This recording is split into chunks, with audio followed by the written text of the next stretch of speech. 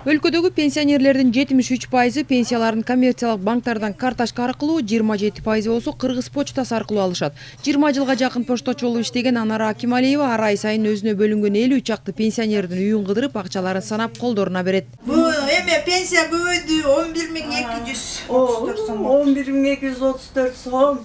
Келгенде пенсия алып келгенде абдан мындай кубанычта болуп, баягы 1 ай күтүшөт да бул акчаны. Анан кийин абдан баягы баягы муктаж болуп калышатпы, ушу абдан кубанышып, бул айда пенсия көбөйгөнүнө байланыштуу абдан мындай ыраазычылык билдирип, анан бизге баягы алка баталарын беришип, ыраазы болуп атышат да.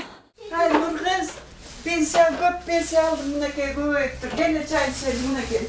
Мен мынакей небереме.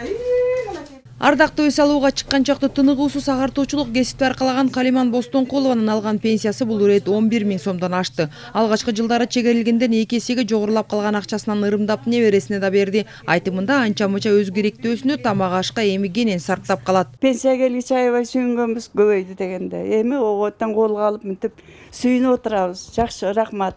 Мектепте иштечимин, мугалим болуп.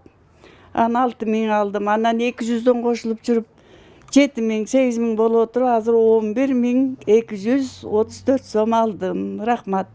Балдарымдын чай чуюна баарына кенен жетет. Өзүбүзгө жетет. Ушул тапта пенсиялык төлөмдөр айдын 10-нан баштап 2 жума аралыгында бардык пенсионерлердин колуна тиет. Айта кетсек, 1-октябрдан тартып пенсиянын базалык бөлүгү 1780 сомдон 3170 сомго чейин көбөйүп, ал эми пенсиянын камсыздандыруу бөлүктөрү 15%га жогорулады. Жалпы жонунан пенсиянын базалык жана камсыздандыруу бөлүктөрүнүн индексациялоонун жыйынтыгы боюнча жалпы пенсиянын орточо өлчөмү 8080 сомду түздү. Буга чейин 85-90% каржылап бүткөнбүз. 25 числого чейин толугу менен каржылоо жана төлөө бүтөт. Анткени пенсионердин каалоосу менен банк аркылуу же болбосо ачык акционердик коом Кыргыз почтасынын райондук айылдык бөлүмдөрү аркылуу төлөнөт да. Барууга кыйын, банктык кызмат көрсөтүлбөй турган жерлерге жеткирүү жолу менен Кыргыз почтасы жеткирип берет. Муну биз эч качан таңуулаган эмеспиз. Ар бир пенсионер өз каалоосу менен банктан алат же болбосо почта кызматы аркылуу алат.